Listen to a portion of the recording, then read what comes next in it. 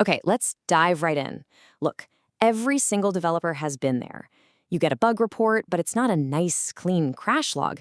No, it's that vague, frustrating one. The app is slow. And that complaint can send you down a total rabbit hole of guesswork. But what if you could turn that feeling into a precise, data-driven diagnosis? Well, that's exactly what we're going to break down today.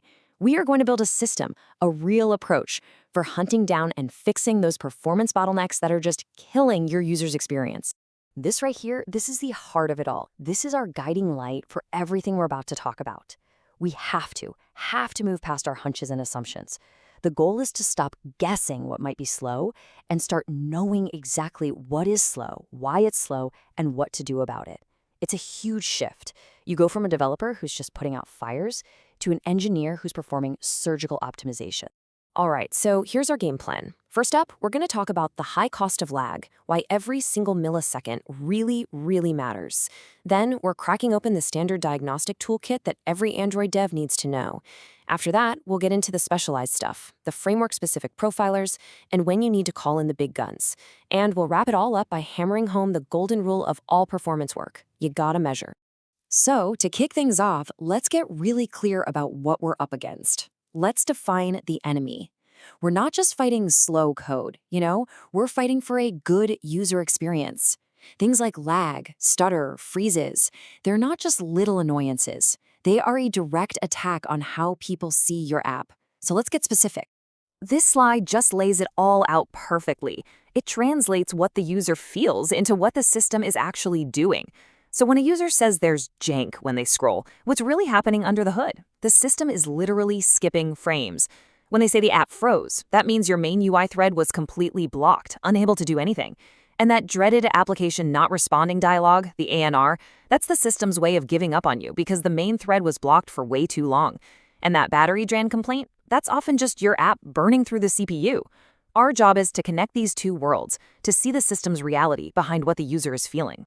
To really get why mobile performance is so tough, you need to burn this number into your brain, 16.67 milliseconds. For your app to feel perfectly smooth at a buttery 60 frames per second, you have this incredibly tiny budget to do everything you need for one single frame. That's your code logic, measuring views, laying them out, drawing them, everything. It's a brutal, unforgiving deadline that hits you 60 times every single second. And what happens when you miss that deadline? The consequences are, well, they're severe. If your frame takes, say, 20 milliseconds to prepare instead of 16.67, the system has no choice. It has to drop that frame and just show the previous one again. To the user, that's not a smooth animation. That's a jank, a stutter. It shatters the illusion. And if you block the main thread for way longer, maybe doing something silly like a network request, the whole app just freezes. Do that for about 5 seconds and bam, Android throws up that ANR dialog, telling the user your app is broken. These aren't just minor glitches. They lead to uninstalls and bad reviews, plain and simple. Okay, so we know the problem, we know the stakes are high, so how do we fight back? It is time to open up the toolbox. These are the powerful, standard issue instruments that are built right into the Android ecosystem. Every single developer should know these tools inside and out. Here's a quick overview of our main tools. First up, the Android Profiler. It's built right into Android Studio, and it's your first stop. Think of it like a vital signs monitor for your app, giving you a live feed of CPU, memory, and network. Then you have Systrace and its newer, more powerful sibling, Perfecto. These are much deeper diagnostic tools. They don't just look at your app, they trace what the entire system is doing, which is absolutely critical for debugging that tricky UI jank that might not even be your fault. Let's start with the Android Profiler. This is your command center, right? Your mission control for live performance data. While your app is running, you can literally watch these timelines go. You can see a CPU spike the instant a user taps a button, or watch memory jump when you go to a new screen. It's the best first step for connecting a user action to what's happening with your app's resources. And the real beauty here is the simple, color-coded language it uses. When you look at a thread, a solid green bar means it's working hard, running code. If it's gray, it's sleeping. That's usually a good thing. But yellow? If you see yellow, that's a potential problem. It means your thread is just sitting there, stalled, waiting for something like a disk read or a network call. A long yellow bar on your main UI thread? That's almost always a source of jank, and the profiler makes it jump right out at you. So when the Android Profiler tells you that your app is using too much CPU, Systrace and Perfetto are the tools that tell you precisely why. These things are incredibly powerful. They give you this microscopic, nanosecond level view of everything happening across the whole device. You can see when your app's thread got scheduled on the CPU, what the graphics renderer was up to, and even see if some other process got in the way. This is how you hunt down those really nasty, hard-to-reproduce frame drops. Now, capturing a trace sounds way more intimidating than it is. It's really just a command line script that comes with the Android SDK.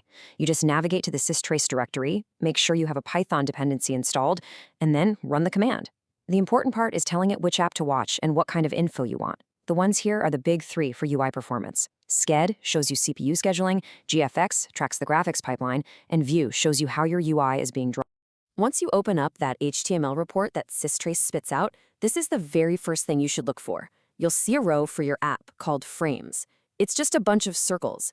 Each circle is one frame on the screen. Green circles, those are your heroes. They made the 16.67 millisecond deadline. Yellow and red circles, those are your villains. They missed the deadline, and they are the direct cause of the jank.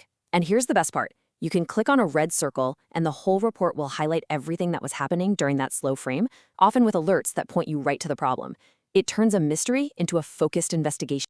So the standard tools are amazing. They really are. But sometimes you're working with something different, a really custom architecture, a unique rendering pipeline, maybe a cross-platform framework where the general tools can kind of get lost.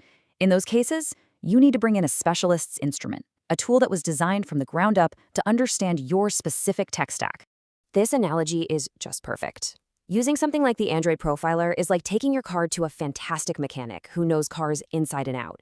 But using a framework-specific profiler, that's like having the actual engineer who designed your engine pop the hood and take a look. They know every little quirk, every secret, because they built the thing. The level of insight you get is just on a whole other planet. So how do these specialized tools pull this off? A lot of them, like the Alcinoway Code Profiler from our sources, use a technique called code instrumentation, and it's really clever. Instead of watching your app from the outside, the tool actually goes into your source code before it gets compiled and injects these tiny, super fast stopwatches at the start and end of every single one of your functions. Then, when your app runs, those stopwatches record exactly how long everything took. And the benefits of doing it this way are huge. You get microsecond level precision on how long a function took. There's no guesswork, it's a direct measurement. This lets you find the exact function or even the exact line of code that's your bottleneck.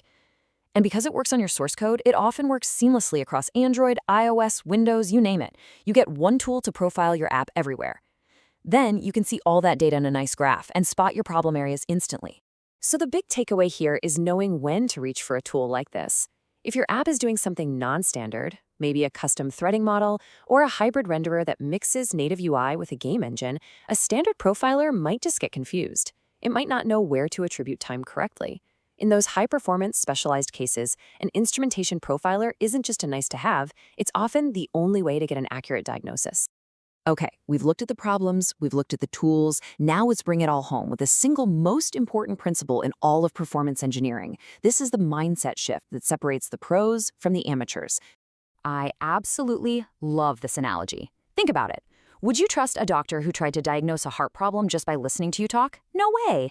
They'd hook you up to an EKG to get real, hard data about what your heart is actually doing. A profiler is that EKG for your app. It shows you the rhythm, the stress points, everything. Trying to optimize without that data isn't engineering. It's just guessing. It's professional malpractice. And this slide shows you what that looks like in the real world. The guessing mindset is vague. Maybe this loop is slow. You could spend hours rewriting a piece of code you think is the problem and have it make zero difference.